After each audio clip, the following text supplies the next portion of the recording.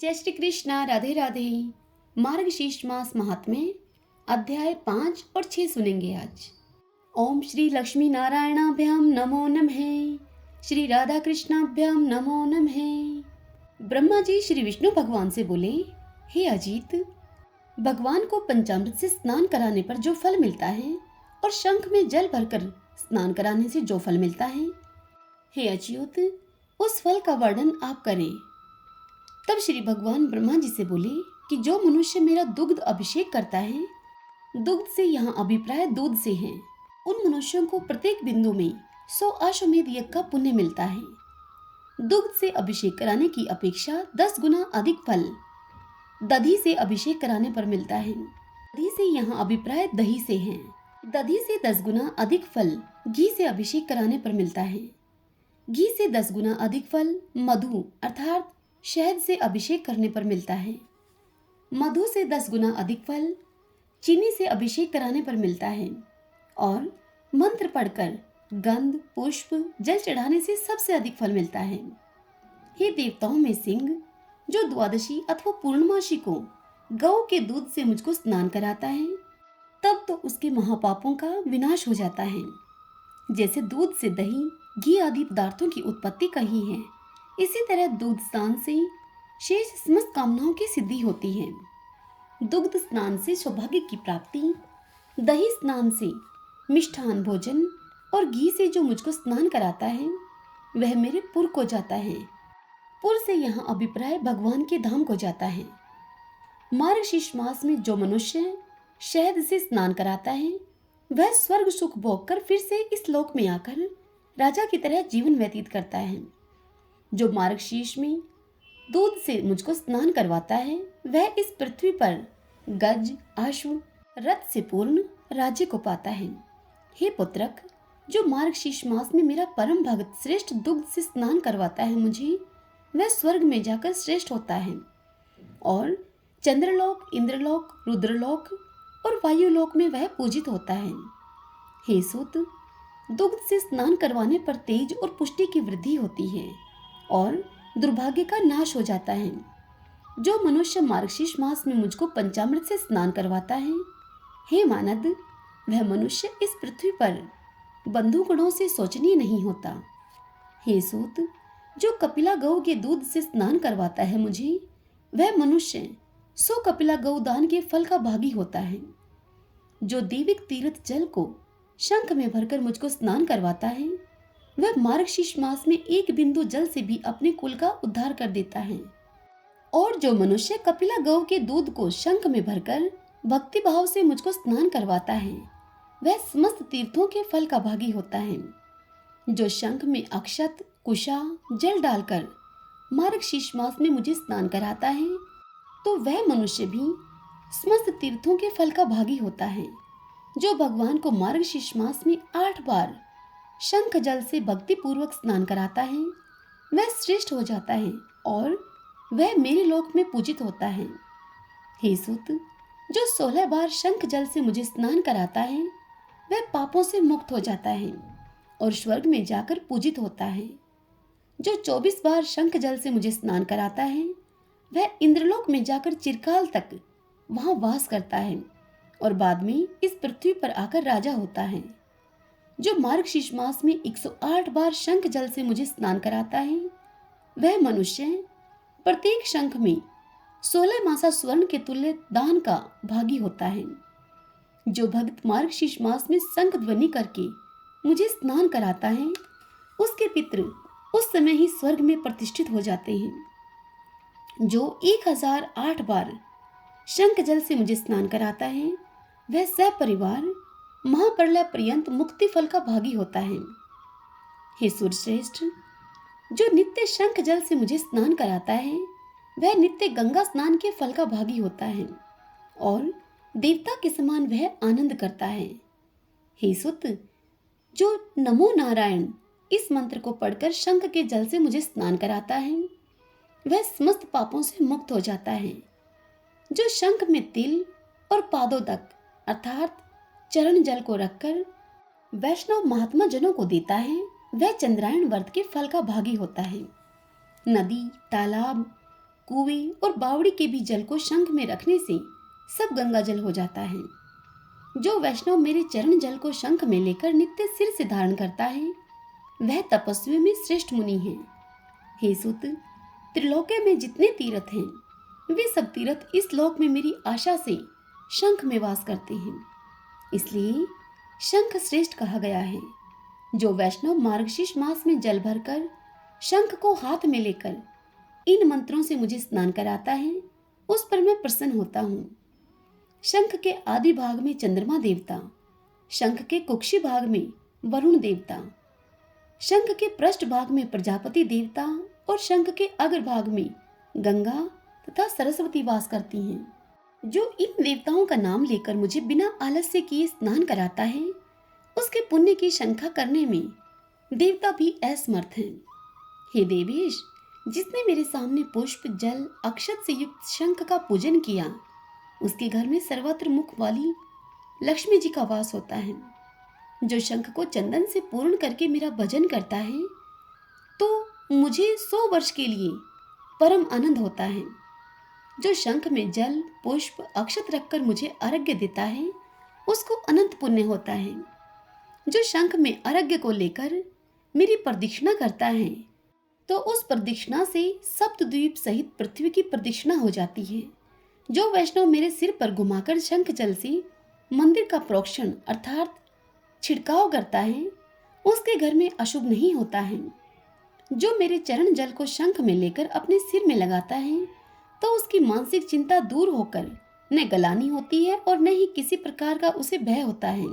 शंख जल को सिर पर देखकर ग्रह, राक्षस, कुष्मांड, पिशाच, सर्प और दानव ये सब दिशाओं में भाग जाते हैं।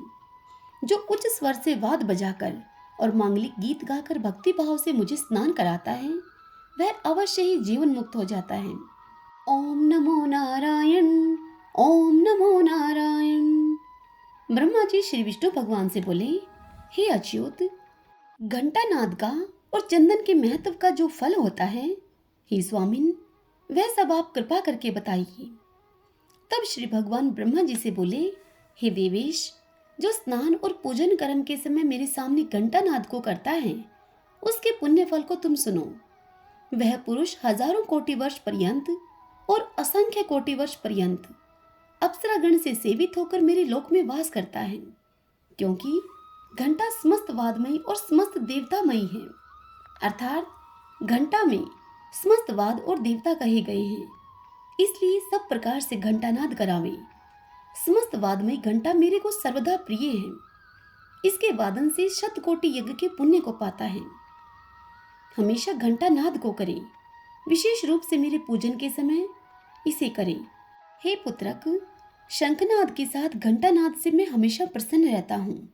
मृदंग और शंखनाद के साथ समस्त वादों से पार्णव अर्थात ओमकार ध्वनि को करता हुआ मेरा पूजन करता है।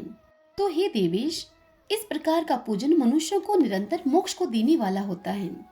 हे पुत्रक, जिस स्थान पर मेरे सामने नाद से युक्त और जहाँ वैष्णवों से पूजित होकर घंटा स्थिर रहता है वहां पर मैं निवास करता हूँ।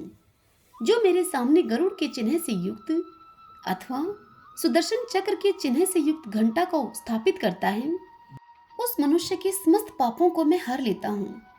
जो मेरे पूजन के समय घंटा नाद को करता है उसके 100 जन्म के संचित पाप भी नष्ट हो जाते हैं।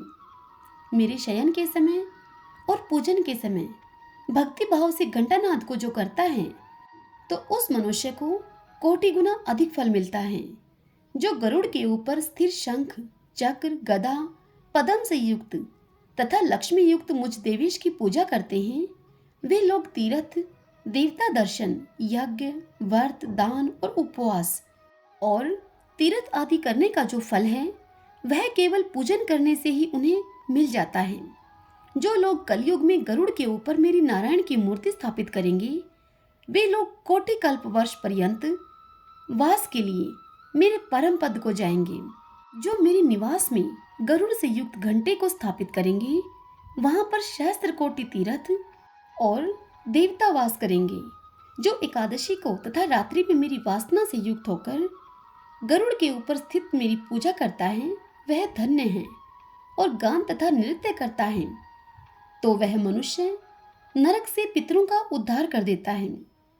हे सुत, तुम सुनो, मैं फिर से घंटे का महात्म्य कहूंगा। हे पुत्रक, जो घंटा मेरे सामने मेरे नाम से अंकित और वैष्णवों से पूजित होकर जहां रहता है, वहां पर मैं निवास करता हूँ। जो गरुड़ से युक्त घंटे को मेरे स्नान, पूजन, चंदन, विलेपन, धूप और दीप के समय बजाता है, हे वत्स, वह प्रतिदिन मेरे सामने घंटा नाद से स्नान, पूजन, चंदन, विलेपन, धूप और दीप करता है। उस भक्त के 10,000 यज्ञ, अयुत गोदान और 7 असंख्य चंद्रायण व्रत के फल का भागी होता है वह। घंटानाद के साथ विधि रहित की हुई पूजा मनुष्यों की सफल होती है और मैं प्रसन्न होकर अपना पद उन्हें देता हूँ। गरुड़ से चिन्हित तथा चक्र से चिन्हित घंटा कोटि जन्म के भय को नाश करता है। हे देवेश, गरुड़ के चिन्ह से चिन्हित घंटे को मैं प्रतिदिन प्रेम से देखकर प्रीति करता हूँ। जैसे निर्धन लक्ष्मी को प्राप्त करके प्रसन्न होता हूँ, जो घंटा दंड के ऊपर सिर भाग में चक्र को अथवा मेरे प्रिय गरुड़ को स्थापित करता है, वह तीनों लोकों को स्थापित करता है। जो अंत अर्थात मरण के समय में चक्र से चिन्हित घंटे के नाद को सुनता है, वह कोटि पाप से युक्त होने पर भी उसके पास यमदूत नहीं आते हैं। हे सुत, घंटा नाद से समस्त दोष नष्ट हो जाते हैं और देवताओं को, रुद्रों का तथा पितरों को उत्सव होता है। गरुड़ के अथवा चक्र के चिन्ह से चिन्हित रहने पर भी घंटा नाद से मैं भक्तों पर प्रसन्न होता हूँ। जिसके घर में गरुड़ के चिन्ह से चिन्हित घंटा नित्य रहता है, उस घर में सर्पों का भय नहीं होता और अग्नि तथा विद्युत का भय नहीं होता है। जिसके घर में मेरे सामने घंटा और शंख नहीं होता है, तो वह भक्त मेरा प्रिय कैसे हो सकता है। हे पुत्रक, अब मैं चंदन का महात्म्य तुमसे कहूंगा, जिसको मेरे लिए अर्पण करने से मुझे अत्यंत प्रसन्नता होती है। इसमें कोई संशय नहीं है।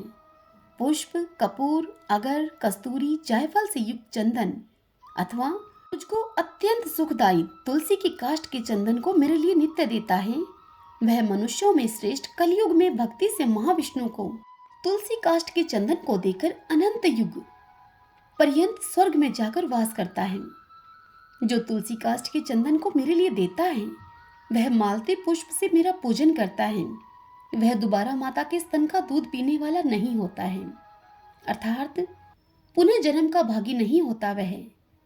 मैं तुलसी काष्ठ के चंदन को अर्पण करने से 100 जन्म के किए हुए समस्त पापों को नष्ट कर देता हूँ, क्योंकि समस्त देवताओं को तुलसी काष्ठ का चंदन प्रिय है और पितरों को तुलसी काष्ठ का चंदन विशेष प्रिय है, जैसे मुझे सदा प्रिय है। तभी तक श्रीखंड चंदन श्रेष्ठ है और तभी तक काला अगरू श्रेष्ठ है।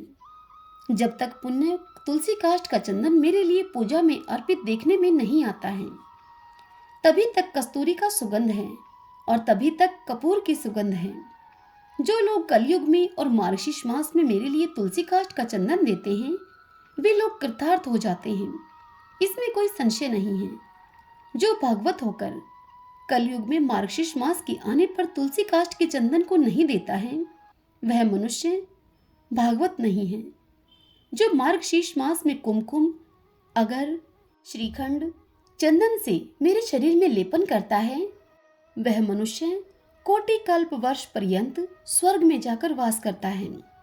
जो कपूर, अगर को मिलाकर चंदन से और विशेष रूप से मुझको सदा प्रिय कस्तूरी से मेरा लेपन करता है, और जो मार्गशीर्ष मास में शंख में चंदन को रखकर उस शंख के चंदन से मेरा लेपन करता है, तो मैं 100 वर्ष तक के लिए उससे प्रीति करता हूँ।